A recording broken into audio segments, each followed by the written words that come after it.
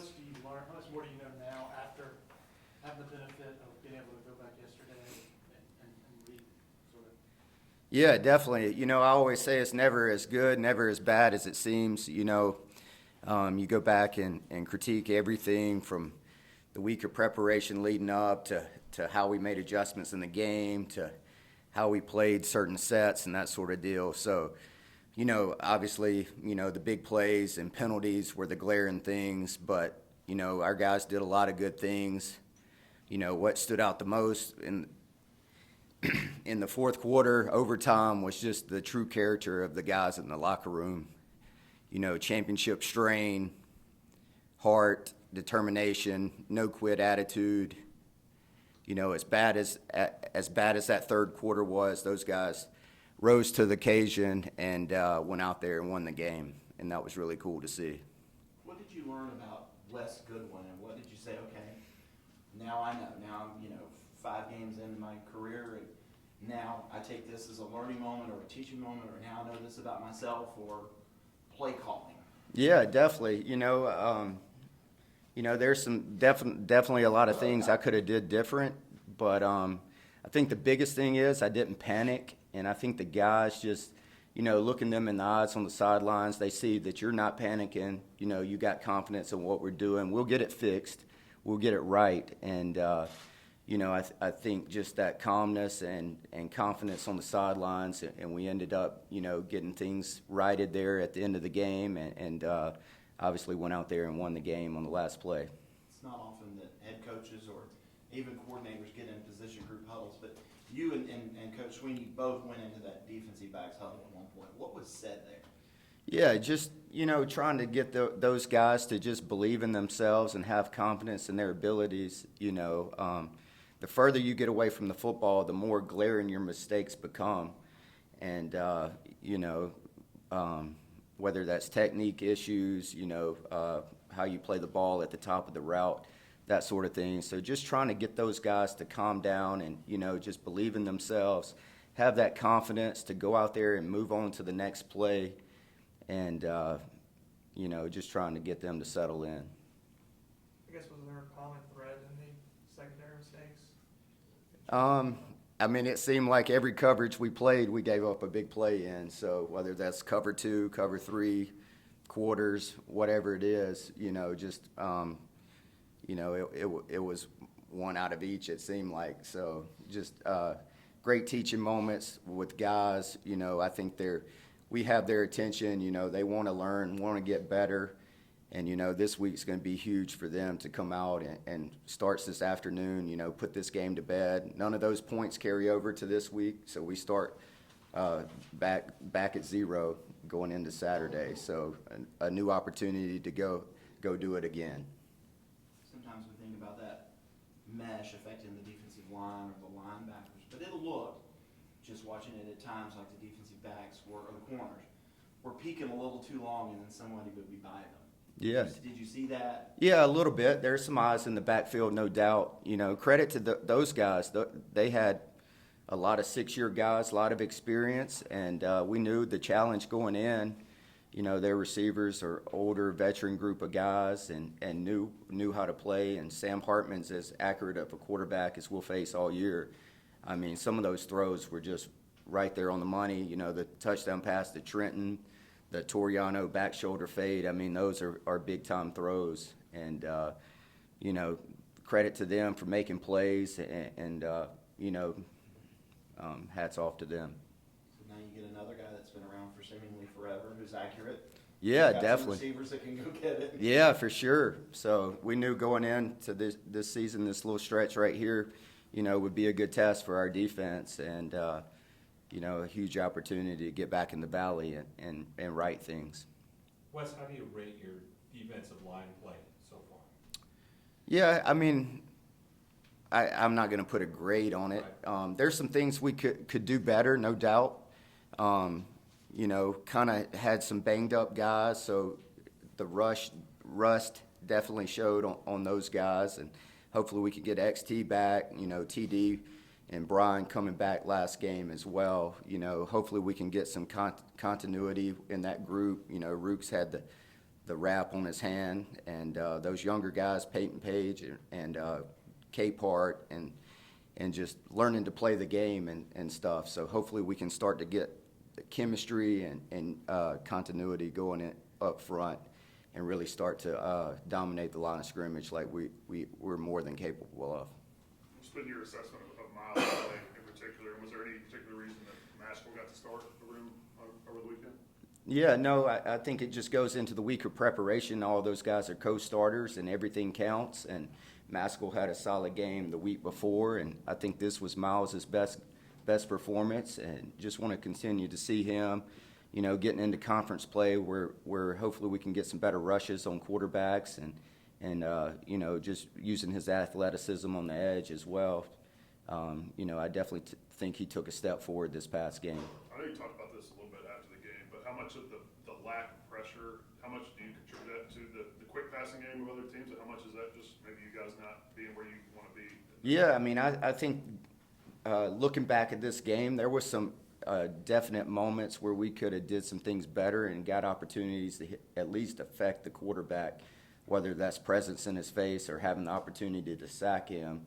And so we just got to do a better job of outworking the opponent sometimes and just out-competing him and finishing rushes and some good opportunities for those guys to continue to learn as well.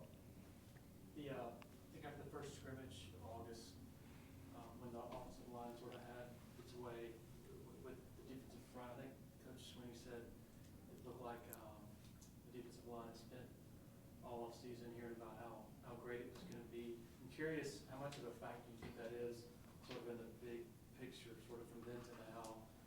Has that been an issue, you think, sort of? I mean, I don't see that being an issue at all. I mean, credit to our offensive line getting better. I think they just had better energy on that day and came out and attacked the day, and maybe had a little better mindset. But I don't think that's having an effect on where we are right now at this moment.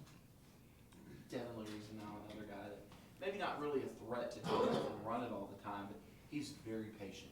Definitely. He does not mind sitting there waiting for guys, and he will throw them open. Kind of challenge does he present with those wide receivers? Yeah, definitely. I mean, you got 5 in the slot who's played a lot of ball, and 88. The offense kind of goes through those guys, and so it's another great challenge. Unfortunately, we couldn't pull it out up there last year, so our guys have that chip on our shoulders to go out there and get after it on Saturday night. Game day, night game in the Valley, top 10 matchup. We'll be juiced up and ready to go, no doubt. Coach, how important was it for Nate's confidence to make that play at the end? Yeah, I mean, it's huge. I mean, you always talk about next play mentality. You're going to give up big plays playing in the back end. You just have to have the mindset, hey, next play, next opportunity, and he went out there and had a great play on the ball to win the game. What did you say to him during the game to have him in position to make that play and feel like he could? Yeah, just, hey, you're our guy, just that confidence and belief, and just kind of reassuring those guys in between series, hey, move on, dwelling on the past is going to do us no good here. We got opportunities to go get stops and win the game here at the end, and let's rise to the occasion. As far as when you're having some mistakes in the secondary, obviously you want to be aggressive and blitz and do things like that, but do you have to reevaluate how much you blitz, or do you feel like it's emblematic of what you're trying to do, so you're still have to bring pressure regardless if you have some issues? Yeah, most definitely.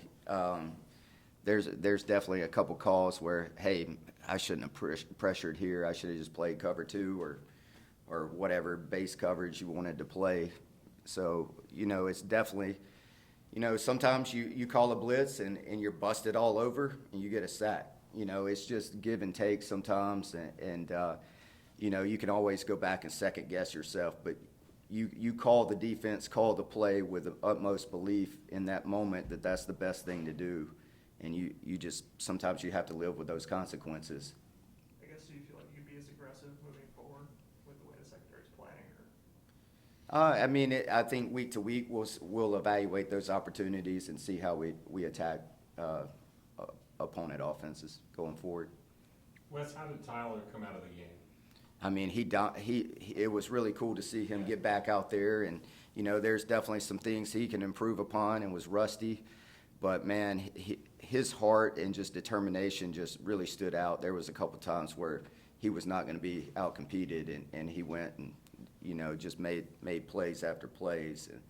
And we all know the type of character that he displays. And, I mean, it was really cool to see him go out there and have success. I know during his career, injuries kind of have lingered at times. Is he feeling good and ready to go this week? Yeah, as far as I know, he'll be juiced up, no doubt. Obviously not the mesh this week, but to me, sometimes I call them, well, we'll route you. Yeah, Kind definitely. of in the high game, they'll run wide receivers out of it, the slot guy, the running back type, whoever. So again, what kind of challenge do they present offensively with that? They run guys in motion. And, Yeah, maybe definitely. defend sideline to sideline. For sure, you have to communicate and adjust to all their issues and problems they give you. But, you know, veteran group offensive linemen, 4 out of 5, I believe, starters returning. I think their running backs are really, really good. Probably the best group that we'll see have seen up to this point. They run really, really hard and downhill and have great vision.